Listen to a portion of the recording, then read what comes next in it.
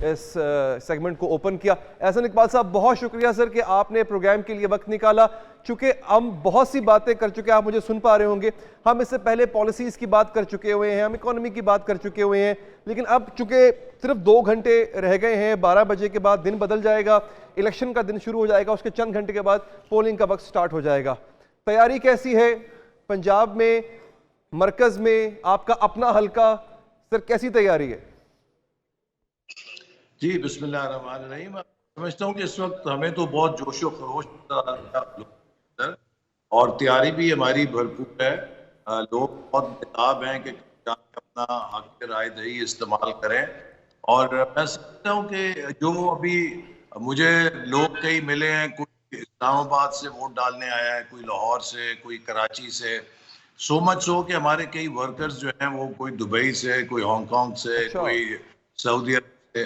تو لوگوں میں ایک بڑا جوش اور جذبہ ہے, اور میں خیال کرتا ہوں کہ یہ ایک لوگوں کو ایک احساس دیتا ہے اپنی ریاست کے ساتھ شراکت کا, اور وہ ووٹ کو اپنی ایک بہت قیمتی پراپرٹی سمجھتے ہیں, جس کو وہ ایکسرسائز کر کے یہ محسوس کرتے ہیں کہ اس ریاست کے اندر وہ بھی حصے دار ہیں, اور اس لیے بڑے بےتاب ہیں لوگ کا انشاءاللہ وہ کاسٹ کرنے کے لیے. اور میں سمجھتا ہوں کہ انشاءاللہ امید ہے کہ پرامن طریقے سے کل کا جو دن ہے وہ گزرے گا, اور کل شام تک ہمارے پاس نتائج ہوں گے, اور ہمیں امید ہے کہ مسلم لیگ نون کی ایک بہت بڑی کامیابی لینڈ سلائیڈ ہوگی. لوگوں میں بہت جوش اور جذبہ ہے.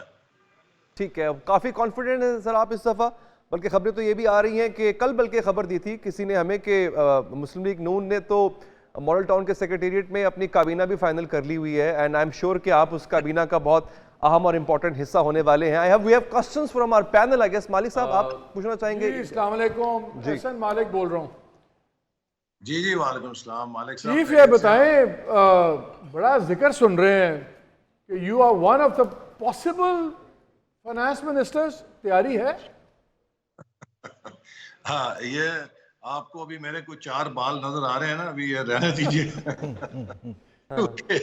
فائنانس منسٹری ایک فل ٹائم جاب ہے, اور میرا خیال ہے کہ وہ شاید مجھ سے زیادہ اہل تر لوگ, ابھی میرا تو نہ اس طرح کا کوئی ہے, اور اگر مجھ سے کوئی چوائس پوچھے گا تو پریفرڈ ہوگی کہ جو سی پیک کی منسٹری ہے جس پہ میں کام کر رہا تھا, کہ اس کو میں سی پیک کو فیز 2 میں لے کر جاؤں, اس پہ ہم کام کر سکیں. اچھا, ایک کوئک کویسچن ہے before we go to politics. میاں صاحب نے بڑا سٹریس کیا ہے مہنگائی کے اوپر, اور وہی اپنا ہی بتا رہے تھے 4 روپے کی روٹی تھی اب 20 کی, تو یہ بہت زیادہ ہو رہا ہے کہ بجلی سستی ہوگی, مہنگائی سستی ہوگی, کم ہوگی.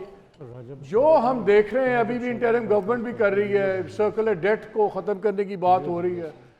نظر یہ آ رہا ہے کہ اگلے 2-3 ماہ میں اتنی بڑی ڈیسیژنز لینی ہوں گی کہ بجلی ٹیرف شاید 100% تک انکریز ہو, گیس کم از کم 70% اور ہو.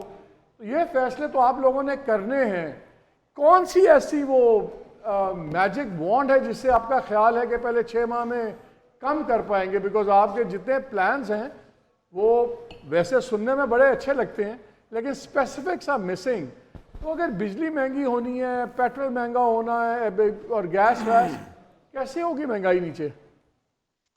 دیکھیے مالک, جو ہمارا مینیفیسٹو ہے یہ کوئی 1 سال کا مینیفیسٹو نہیں ہے, یہ 5 سال کا مینیفیسٹو ہے. اور جیسے لوڈ شیڈنگ بھی جب ہم نے ختم کی تھی تو ہم نے یہ نہیں کہا تھا کہ پہلے سال ختم کر دیں گے. نواز شریف صاحب نے کئی دفعہ کہا کہ اس میں 2-3 سال لگے اور اس کے بعد ہم اسے کم کر سکیں گے, چونکہ جو بھی آپ بجلی کا منصوبہ لگاتے ہیں وہ 2 سے 3 سال کی مدت لیتا ہے مکمل ہونے میں. اسی طرح جو ہمارے یہ اہداف ہیں, یہ سارے اہداف پہلے ہی ہیں, اور کہ پہلے 3 سالوں میں جو بھی حکومت آئے گی, اور انشاءاللہ ہم بھی آئیں گے, تو پہلے 3 سال ایک لحاظ سے بڑے ریفارمز کے ہمیں سال گزارنے پڑیں گے, جس میں جو ڈسٹورشنز ہیں ان کو ٹھیک کرنا, اور ملک کی جو اپنی ریونیو جنریشن کیپیبلٹی ہے, میں تو سمجھتا ہوں کہ اگر ہم 3 چیزوں پہ اور ان پر توجہ دیں, چونکہ پاکستان کا جو بنیادی مسئلہ ہے ایکسٹرنل سیکٹر کا ہے. ہمارے ہاں جو پیٹرول مہنگا ہوتا ہے اور تیل مہنگا ہوتا ہے, اس سے پھر لامالا بجلی, اور اس میں ایک بڑی وجہ ہمارے روپے قدر کا گھٹنا ہے. اگر ہم ڈی ویلیویشن کرتے تو اس سے یقیناً ہر چیز مہنگی ہوگی, بھی مہنگا ہوگا, پیٹرول مہنگا ہو تو بجلی مہنگی ہوگی. ہمیں اپنے ایکسٹرنل سیکٹر کرنا ہے, اور اس کے لیے میرا خیال 3+3+3 ہمیں فارمولا پہ جانا پڑے گا. ہم $3 ارب کی ایکسٹرا جمپ لگائیں ایکسپورٹس میں, ہم $3 بلین کی سیونگ کریں سبسٹیٹیوشن کے ذریعے, اور کم از کم 3 بلین ہنڈی کے ساتھ یا حوالے کے ساتھ پیسہ آتا ہے اس کو وائٹ چینل میں لا کے اپنی ریمیٹنسز بڑھائیں. تو یہ اگر ہم 9 بلین اگلے 1-1.5 سال میں سپیس کریٹ کر لیں, ایکسٹرا سپیس کریٹ کر لیں, تو اس سے ہمارے ریزرو پہ بہت اچھا اثر پڑے گا. اور اگر روپیہ مستحکم یعنی کہ پہلے سال میں ہمیں مہنگائی رہا ہے کہ اسی لیول پہ رہے گی, اگر بڑھے گی نہیں تو مہنگائی میں کمی ہمیں پہلے سال میں ریئلسٹکلی نظر نہیں آتی. دیکھیے مہنگائی کی کمی کے جو ہمارے پاکستان میں مہنگائی ہے یہ کنزمپشن بیس نہیں ہے. یہ مہنگائی کہ جب ہم پیٹرول کی قیمت بڑھاتے ہیں اور اس سے جو یوٹیلیٹیز کی پرائسز بڑھاتے ہیں, بڑا فیکٹر ہوتا ہے یہ مہنگائی کو ملک کے اندر. اگر ہم جیسے میں نے کہا کہ ایکسٹرنل سیکٹر مینج کر لیں, روپے کی قدر مستحکم اس کو تھوڑا امپروو کر کے برقرار رکھ سکیں, تو پھر اس سے آپ دیکھیں گے کہ جو تیل کی قیمت ہے وہ بھی کم ہونا شروع, اور پھر بجلی کے اوپر جو لاگت ہے وہ اس کو پاس آن کر سکتے ہیں. تو سب سے امپورٹنٹ چیلنج یہ ہے ہی یہ